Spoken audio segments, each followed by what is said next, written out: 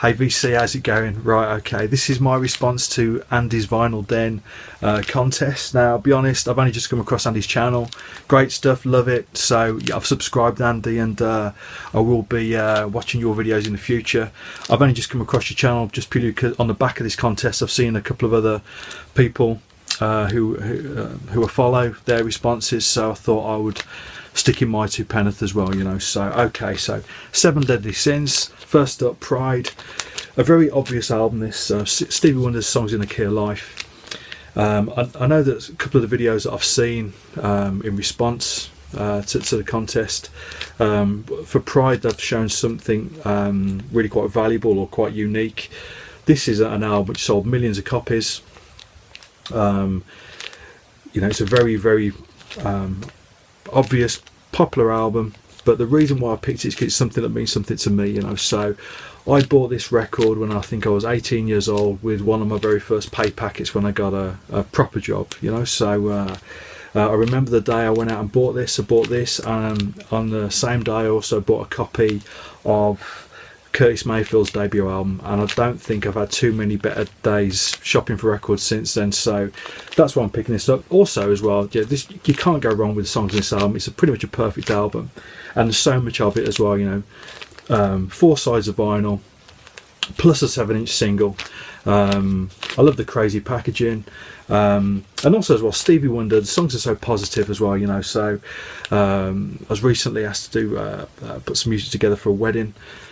It's amazing how many love songs are about breaking up or, you know, unrequited love. Stevie writes great love songs, you know, just about you know, just being with somebody basically. So perfect for weddings, perfect for that sort of occasion. So a song like As, for example, is a song that I think everybody can relate to. So yeah, that's me, Pride. Okay. Greed. Okay, I'm going to cheat a little bit here because Greed it's meant to be an album that you can't part with. I'm going to show a 45 that I can't part with rather than an album. This is a 7-inch by a band called the Dreamlets. It's a cover version of a Supreme song called A Breathtaking Guy. You can see it's on the Moonbeat label.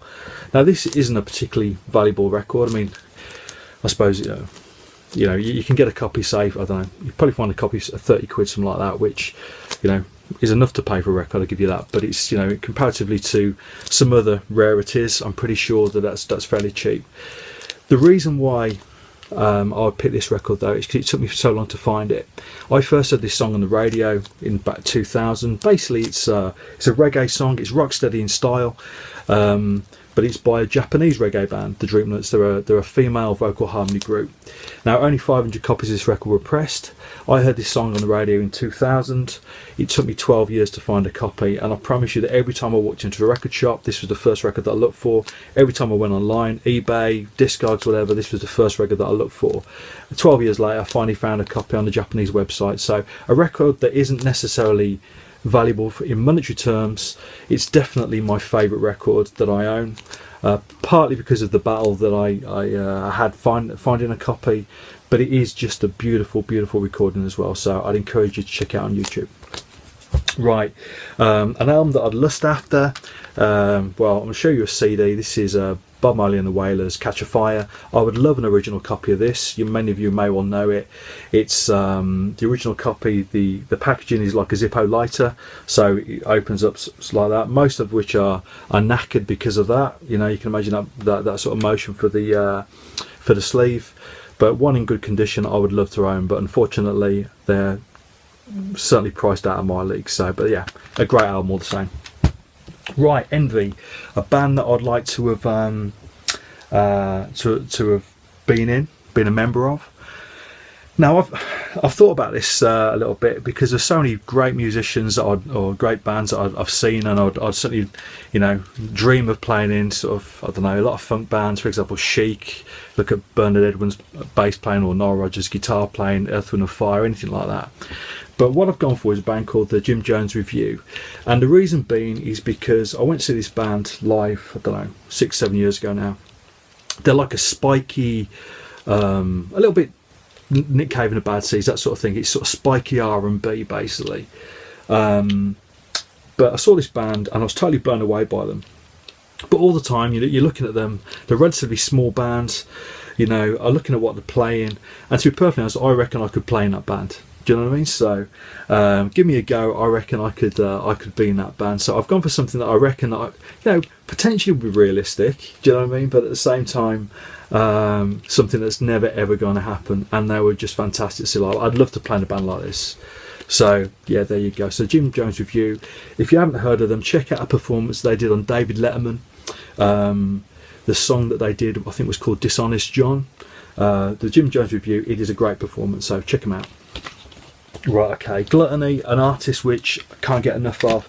Well, it's always been Prince since I first bought Love Sexy in 1988.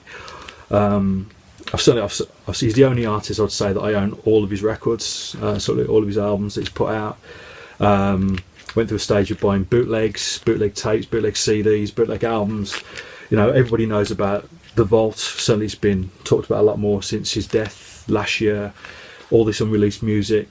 I became a little bit obsessive about trying to hear bootleg stuff of unreleased recordings, which, some of which was good, some of which was bad, and that's the case with his released stuff as well. There are great albums in there. Throughout the 90s I kept buying his records, most of which were a bit hit and miss, but in amongst all of those records there's always a few absolutely classic songs, stuff which has been overlooked over the years, but I think now in the circumstances I'm pretty sure that will be revisited, and I'm pretty sure in the future we're going to hear some of those songs that were overlooked at the time being firm favourites. So yeah, but this is obviously Sign of the Times, his best record. Right, Wrath. Okay, this might seem a little bit harsh, but the one band, so excuse me, I was just like I'm sweating here. We're having a bit of a heat wave here in the UK, and clearly being a pasty-faced white boy, I'm not used to this heat. So there you go. Right, okay, Wrath. A little bit harsh, you might think, but I cannot stand ABBA. ABBA are I just see them as, I can see why they appeal to the masses, because they're so bland. I've never ever been a fan. The music just strikes me as being soulless. I'm sure they're lovely people. I acknowledge the quality of the songwriting, but just the sound of their records always just struck me as being, as I say, soulless. That's the best word that I can use to describe them. And everybody that I say that to looks at me in absolute disgust, because I think they're a band which I think everybody likes. So there you go. Right, and finally Sloth, a band which I used to play a lot of and don't so much anymore. Well, the truth is I go into this band once a year. They always put on a tour each year, and I go with a mate who we used to be really into this band when we were kids, but we used to play this album in particular. This is their debut album. The band's called Thunder. The album's Backstreet Symphony. In 1990 this came out, and all we wanted to do was play these songs. I bought a guitar on the back of this album because all I wanted to do was play these songs.